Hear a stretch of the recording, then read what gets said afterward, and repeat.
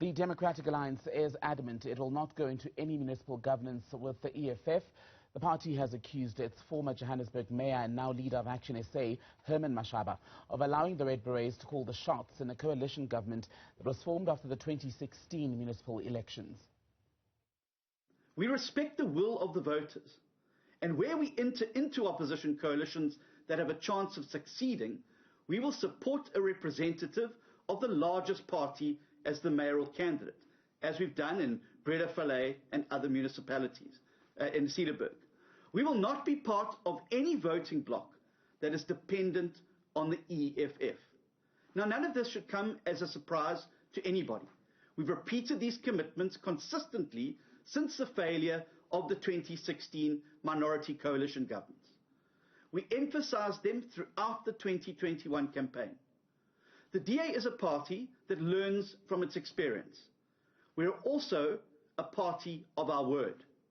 Now is the time to demonstrate both. Well, Steenhuisen has assured residents of Johannesburg that the Democratic Alliance will not repeat previous mistakes that led to poor governance. In Johannesburg in particular, Herman Mashaba, who was still a DA mayor, understood that in order to remain mayor, he had to dance to the EFF's tune. Even Julius Malema, the leader of the EFF, acknowledged that. Herman essentially became the EFF's mayor. Now, that may have been a bonus for the EFF, but it was disastrous for everyone else. The election result in 2021 is different from 2016 in only one significant respect. In Tshwane, for the first time, we are now able to put together an opposition coalition government that will have a clear majority of the seats. We will not have to rely on the EFF to secure a majority and remain in office. Sadly, the same thing cannot be said for Johannesburg. Essentially, what we are being asked to do in Johannesburg is what we did before. We are being asked to put Action SA at the head of a minority government that is dependent on the EFF to get 50% plus one of the votes. This, in essence, repeats what we did after the 2016 election and which failed dismally. Going into this election, I was very, very clear, and so was the DA. We promised the voters faithfully we would not repeat this blunder. All right, let's talk more about that story then. We're joined now by the leader of the African Christian Democratic Party, that is Reverend Kenneth Misha of the ACDP. Reverend, good to have you on News at Prime tonight. So, you've managed to strike an agreement with the DA in Tshwane, but Johannesburg is proving difficult. Do you think you'll have to go with two separate arrangements, or does this render the whole thing collapsed? Good evening, Tembegile, and to all the viewers and listeners. Firstly, I must say we are very disappointed with the behavior of the DA. When we parted yesterday, the agreement was all parties, except for the DA, had agreed that we will support a mayoral candidate from the DA in Tshwane and a mayoral candidate from Action SA for Johannesburg. And then the DA said because they had a principal agreement that they would want both mayors or both cities or metros to have their mayoral candidates, they will revert back to us after consulting their federal executive.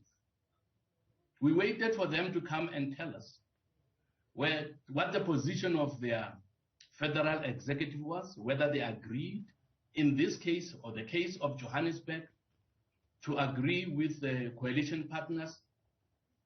And while we were waiting, obviously, we were shocked this morning to see Mr. Steenhuisen telling the country that they are going it all alone. Monday, Tembegile, it's important for me to say this. One of the issues I raised in a meeting on Monday, I said, I requested, and other members agreed, that we should observe the principles of respect, transparency, and honesty. And we thought that we were going to respect each other. We thought that there would be no dealings behind other partners' backs. We'd just be transparent and be honest. So what happened this morning was contrary to what we requested as ACDP on Monday. So, Reverend, so are you still, I must say. Pardon me for jumping in, Reverend, are you still then going to go with a DA candidate in Tshwane on Monday, even though the party insists on sticking to its candidate for mayor in Johannesburg, Mpho?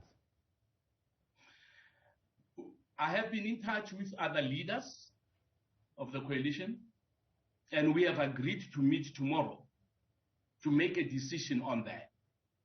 And until we have met and discussed the matter, I cannot say yes or no. Okay. We still have to discuss this matter as leaders of other opposition parties. Let's talk about why you, as the parties who are backing the DA in trying to put together these coalition governments, feel that Herman Mashaba is the ideal candidate to lead in Johannesburg. Why not Mpho?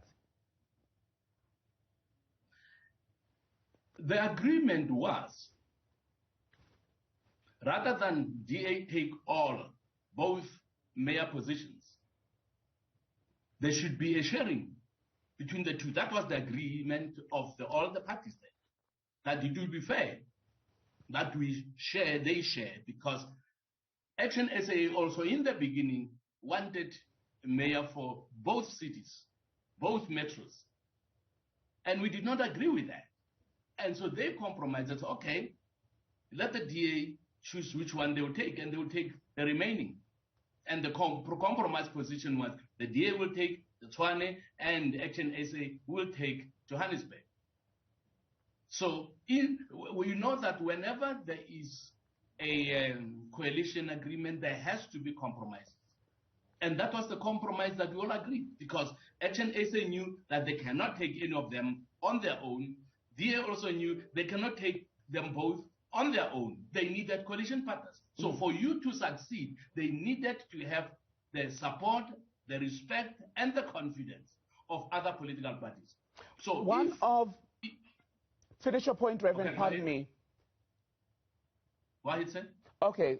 One of the other things that the DA leader, John Steenhuisen, said is that they are not willing, as the Democratic Alliance, to go into a minority government setup that would basically force them to work with the EFF. They don't trust the EFF based on their experience of co-governance in, well, it wasn't really co-governance because the EFF didn't want it called a coalition back in 2016.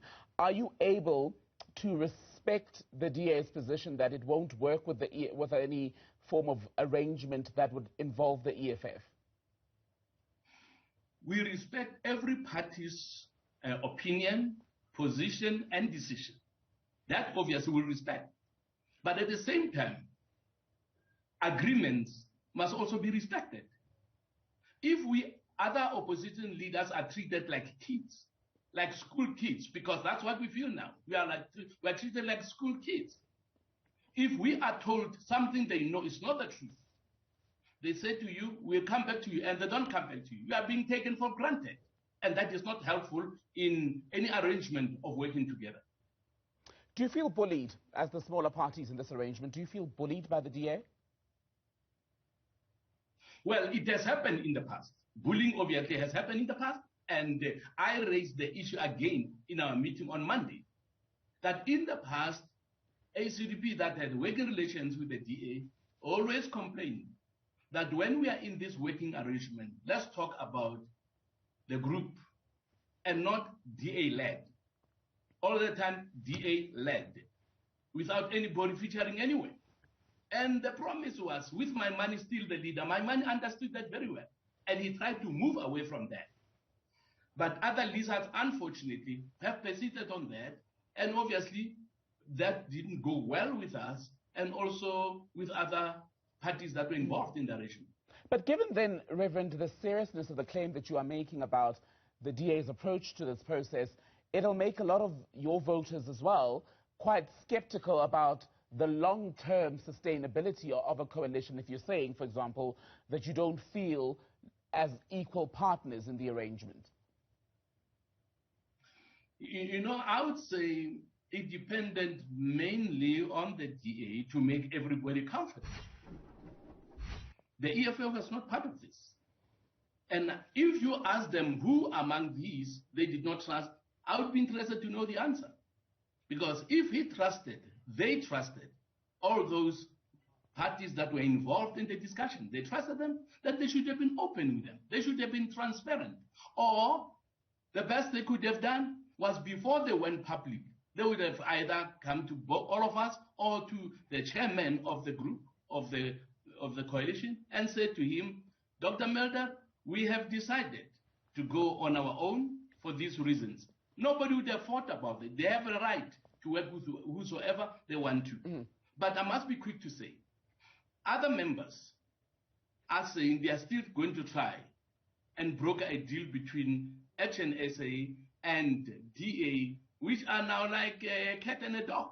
Okay. All right? And if it does not work, and Johannesburg obviously is taken again by the ANC, and the members continue to complain about lack of service delivery or poor service delivery, then the big brother, who this time is the DA in the whole arrangement, should say, we will take the blame because we decided not to consult our friends, we decided not to work with them, but to go it all alone. We are disappointed, and I'm sure many voters who expected something positive out of this arrangement will also be disappointed. Quick final one then, Reverend. You used the phrase as the big brother in reference to the DA, and that speaks to the point, doesn't it, that although you and the other parties want to be treated as equals, the reality is on the raw data of electoral support, the DA is the bigger player. So why should they treat you as equals? There are coalitions in other parts of the world.